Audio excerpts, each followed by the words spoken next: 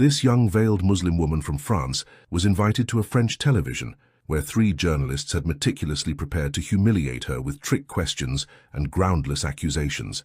But during the debate, they quickly realized that they had made a serious mistake to underestimate the young woman, because she destroyed them one by one with powerful arguments accompanied by facts, as you will see in a moment in this video. The veil is not a Quranic prescription. It is an Islamist innovation, because the Quran has never used the word veil. This term does not appear in any of the 3,234 verses of the Quran. The veil is mentioned I want in to the tell you Quran. that it does not exist. The veil is mentioned in the Quran in chapter 24. You said that no one forced you to wear a veil, and I trust you for the moment.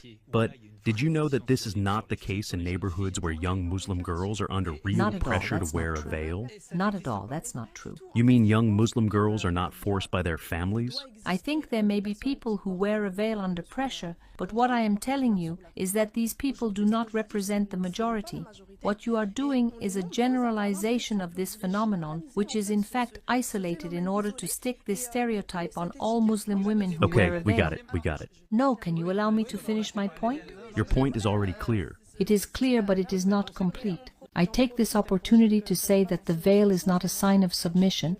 I come from a family of 4 sisters. I have no brothers, and I have never had a discussion with my father about the veil.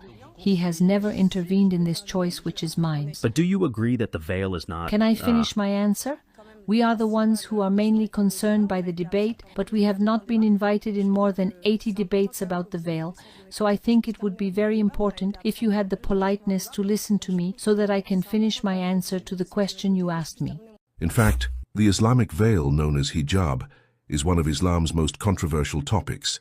From claiming it's a form of oppression to arguing that it wasn't mentioned in the Quran, the hijab has been subject to a lot of talk throughout the years, especially in the West.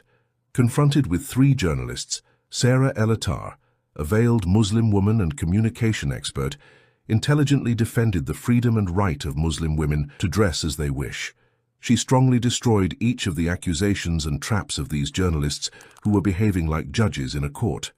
Answering the question of why Muslim women wear a veil, El-Attar first began by teaching them that veil is not only worn by Muslim women, and she ended her answer by asking a question that none of the 3 journalists was able to answer.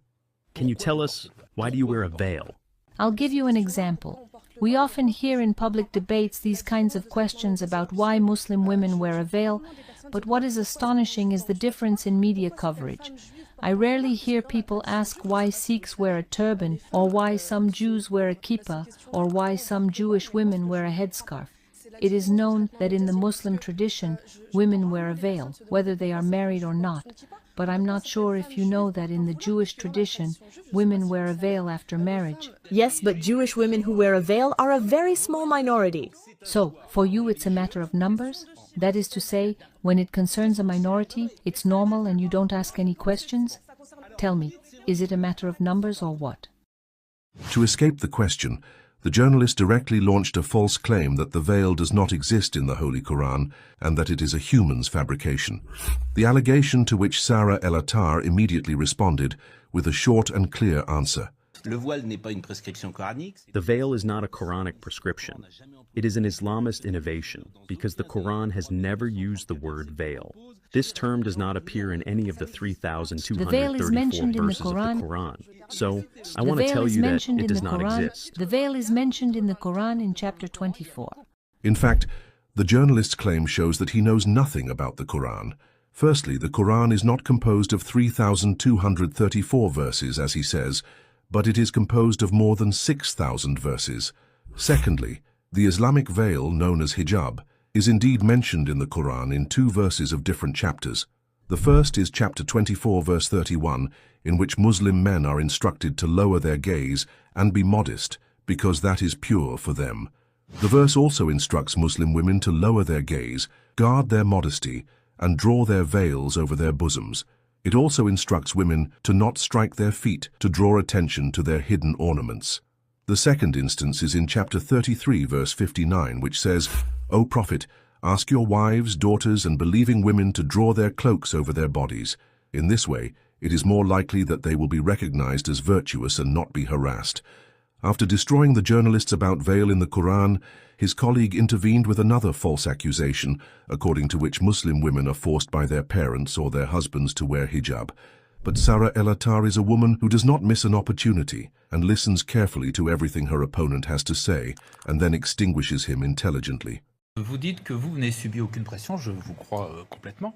You said that no one forced you to wear a veil, and I trust you for the moment.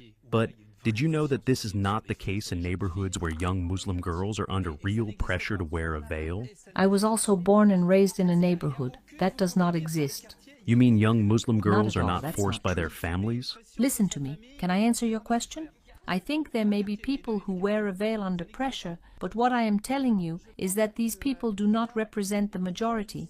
What you are doing is a generalization of this phenomenon, which is in fact isolated in order to stick this stereotype on all Muslim women who Okay, wear a veil. we got it. No, can you allow me to finish my point? Your point is already clear. It is clear, but it is not complete. I would like to add that when you associate the wearing of a veil with inequality between men and women, I feel oppressed. I do not understand this vision. Why do you think you are the ones who must define what freedom is for others? In fact, every time she destroyed their accusations, they invented a new one. Now this journalist, supported by her colleague, thinks that the veil should be banned in public spaces in France because it shocks the French citizens, as if they had conducted a survey to question all people living in France. But Sarah El-Attar had an answer for them and quickly put them in their place. Here in France, the veil is shocking. The veil is an offense did you to the conduct a French survey? culture. Do you agree that the veil is shocking? Alors, je conçois qu'on ait des positions différentes. I understand that we have different positions, and that is also the purpose of this debate, to discuss between different positions. But I think it should be important to make a distinction between personal opinions and what the law says. Earlier you were talking about the values of the Republic, and I myself went to the school of the Republic where I learned the values of the Republic, which are equality, fraternity and living together. I was also lucky to have parents who taught me these values as well as values of sharing. So, the veil may shock you personally, but from that, making a law to prevent women from wearing it, I think the veil should be banned in schools. Okay, that is your point of view. If the veil is banned in schools, then what will be the next step? Will this law not go as far as preventing mothers who wear hijab from picking up their children from school? El-Attar did not stop there. She used this opportunity to denounce the media lynching in France, which aims to tarnish the image of Islam. Vous disiez que 60% des Français, et c'est les chiffres que vous avancez. You said earlier that 60% of French people were annoyed by the veil. That's your own statistic. But that doesn't surprise me given the media relentlessness. We Muslims represent less than a quarter of the French population, but we occupy more than 3/4 of the public debate. The question I ask myself is, how do you explain this imbalance? Que vous expliquez cette disproportion? What's your opinion about this debate? Do you really think that the Islamic veil should be banned from public space because it is something that annoys people of other faiths? Why are people only annoyed by the Islamic veil and not by the veil worn by some Jewish women or the veil worn by Catholic nuns? Please share your point of view in the comments. Thank you very much for your time. Assalamu alaikum.